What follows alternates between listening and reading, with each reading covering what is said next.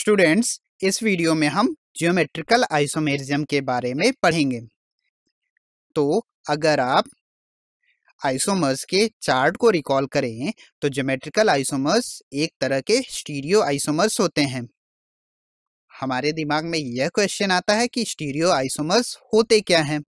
तो stereo isomerism में compounds के मॉलिक्यूलर फॉर्मूला सेम होते हैं, इवन दो उनके स्ट्रक्चर्स भी ऑलमोस्ट सेम होते हैं, लेकिन ग्रुप्स की स्पेस में पोजीशन डिफरेंट होती है।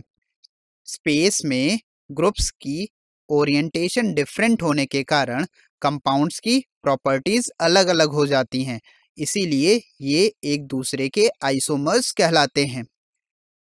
सिंस स्टीरियो आइसोमेरिज्म में कंपाउंड्स के स्ट्रक्चर सेम रहते हैं, इसीलिए इनका IUPAC नेम भी सेम होता है। स्टीरियो आइसोमर्स को हम दो टाइप में पढ़ते हैं, जिसमें पहला होता है ज्योमेट्रिकल आइसोमेरिज्म और दूसरा होता है ऑप्टिकल आइसोमेरिज्म। चलिए शुरू करते हैं हम ज्योमेट्रिकल आइसोमेरिज्म से। किसी भी कंपाउंड में geometrical isomerism carbon carbon double bond के अराउंड रिस्ट्रिक्टेड रोटेशन के कारण अराइज होता है। अब यह रिस्ट्रिक्टेड रोटेशन क्यों होता है?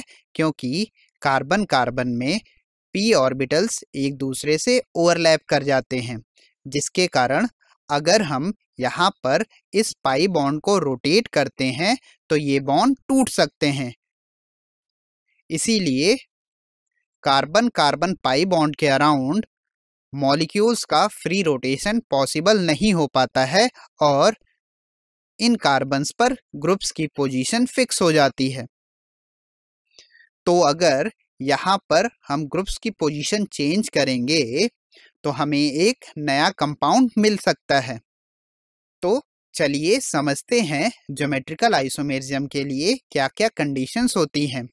तो सबसे पहली कंडीशन होती है कि कंपाउंड में डबल बॉन्ड होना मस्ट है, यानी कि कंपाउंड में कार्बन कार्बन के बीच का डबल बॉन्ड हो, या फिर कार्बन नाइट्रोजन के बीच का डबल बॉन्ड हो, या फिर नाइट्रोजन नाइट्रोजन के बीच का डबल बॉन्ड हो, तो ज्योमेट्रिकल आइसोमेरिज्म हो सकता है।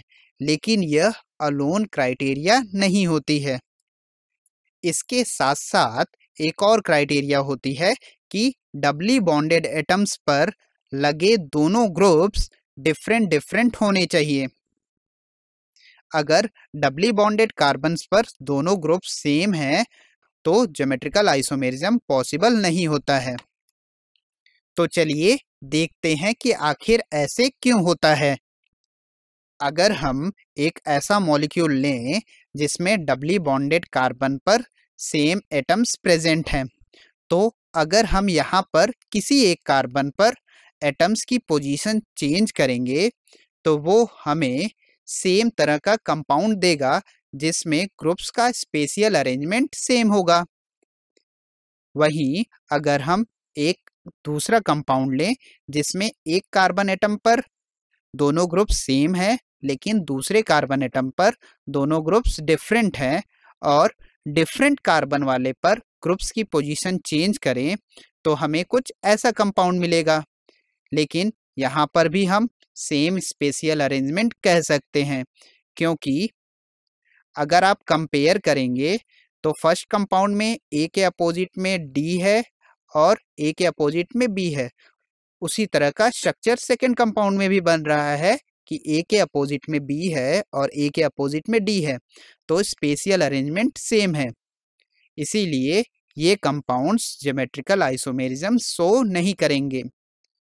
वहीं अगर हम ऐसे कंपाउंड्स लेते हैं जिसमें सेम कार्बन एटम्स पर अलग अलग ग्रुप होते हैं और किसी एक कार्बन पर पोजीशन चेंज करते हैं तो हमें डिफरेंट स्पेशियल अरेंजमेंट मिलता है। तो अगर आप देखेंगे तो फर्स्ट कंपाउंड में दोनों ए ग्रुप कार्बन के सेम साइड में है, लेकिन दूसरे कंपाउंड में दोनों ए ग्रुप्स एक दूसरे के अपोजिट पोजीशन पर हैं, इसीलिए ये दोनों डिफरेंट कंपाउंड्स कंसीडर किए जाएंगे। वहीं अगर हम एक ऐसा कंपाउंड लेते हैं जिसमें एक कार्बन पर ग्रुप ए और ग्रुप बी प्रेजेंट है, वहीं दूसरे कार्बन पर ग्रुप ए और ग्रुप डी प्रेजेंट है। तो अगर हम सेकेंड कार्बन पर ग्रुप्स की पोजीशंस को चेंज करते हैं तो हमें कुछ ऐसा कंपाउंड मिलता है। अगर इसको पहले कंपाउंड से कंपेयर करेंगे तो आप देखेंगे कि फर्स्ट कंपाउंड में ए के अपोजिट में डी है, वहीं दूसरे कंपाउंड में डी बी के अपोजिट है। तो यह स्पेशियल अरेंजमेंट भी डिफरेंट है, तो यह भी एक अलग कंपाउंड कंसीडर किया जाएगा। तो ऐसे कंपाउंड्स ज्योमेट्रिकल आइसोमेरिज्म को शो करते हैं, क्योंकि यहाँ पर हमें डिफरेंट स्पेशियल अरेंजमेंट मिलते हैं। तो ऐसे कंपाउंड्स जिसमें सिमिलर ग्रुप्स कार्बन एटम्स के सेम साइड में होते हैं उनको हम सिस आइसोमर कहते हैं। वहीं अगर सिमिलर ग्रुप्स कार्बन एटम्स के अपोजिट पोजीशंस पर होते हैं या फिर कहें ग्रुप्स एक दूसरे से डायगोनली अपोजिट होते हैं तो उनको हम ट्रांस आइसोमर कहते हैं। एग्जाम्पल के लिए अगर हम ब्यूट 2-इन की बात करें तो इसमें आप देख सकते हैं कि डबली बॉन्डेड कार्बन पर अलग अलग ग्रुप्स प्रेजेंट हैं। एक CH3 ग्रुप है तो दूसरा हाइड्रोजन ग्रुप है।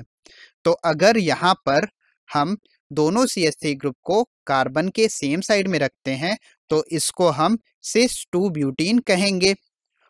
वहीं अगर दोनों CH3 ग्रुप्स एक दूसरे से डायगोनली अपोजिट हैं तो इनको हम ट्रांस 2 ब्यूटीन कहेंगे। चलिए अब हम बात कर लेते हैं इन सिस ट्रांस आइसोमर्स की प्रॉपर्टीज की। जनरली सिस आइसोमर्स ट्रांस आइसोमर्स से ज़्यादा पोलर होते हैं। ऐसा इसलिए होता है क्योंकि सिस आइसोमर में सिमिलर ग्रुप्स कार्बन एटम्स के सेम साइड प्रेजेंट होते हैं, जिससे कि मॉलिक्यूल्स में जो डाइपोल्स जनरेट होते हैं उनका डायरेक्शन सेम होता है और यह आपस में ऐड हो जाते हैं, जिससे मॉलिक्यूल के लिए नेट डाइपोल मोमेंट की वैल्यू नॉन जीरो होती है। वहीं अगर हम ट्रांस आइसोमर की बात करें तो ट्रांस आइसोमर्स में ग्रुप्स एक दूसरे के अपोजिट होते हैं, जिससे कि मॉलिक्यूल्स में डाइपोल्स एक दूसरे से अपोजिट डायरेक्शन में प्रोड्यूस होते हैं, जो एक दूसरे को कैंसिल कर देते हैं और मॉलिक्यूल्स के लिए नेट डाइपोल मोमेंट की वैल्यू 0 हो जाती है और यह नॉन पोलर हो जाता है। तो इस तरह से सिस आइसोमर्स की पोलैरिटी ट्रांस आइसोमर्स की पोलैरिटी से ज़्यादा होती है। वहीं अगर हम सिस और ट्रांस आइसोमर्स के मेल्टिंग पॉइंट्स को कंपेयर करें तो ट्रांस आइसोमर का मेल्टिंग पॉइंट सिस आइसोमर से ज़्यादा होता है, क्योंकि सॉलिड फेज में ट्रांस आइसोमर्स ज़्यादा सिमेट्रिकल होने के कारण काफ़ी एफिशिएंसी के साथ पैक्ड होते हैं। इसीलिए इनको अलग करने के लिए हमें ज़्यादा टेम्परेचर बढ़ाना पड़ता है और इनका मेल्टिंग पॉइंट बढ़ जाता है। वहीं अगर हम सिस और ट्रांस आइसोमर्स के लिए बॉइलिंग पॉइंट को कंपेयर करते हैं तो सिस आइसोमर का बॉइलिंग पॉइंट ट्रांस आइसोमर से ज़्यादा होता है। ऐसा इसलिए होता है क्योंकि सिस आइसोमर्स ट्रांस आइसोमर से ज़्यादा पोलर होते हैं, जिसके कारण सिस आइसोमर में मॉलिक्यूल्स के बीच में डाइपोल डाइपोल इंटरेक्शन स्ट्रॉन्गर होता है और इनका बॉइलिंग पॉइंट बढ़ जाता है।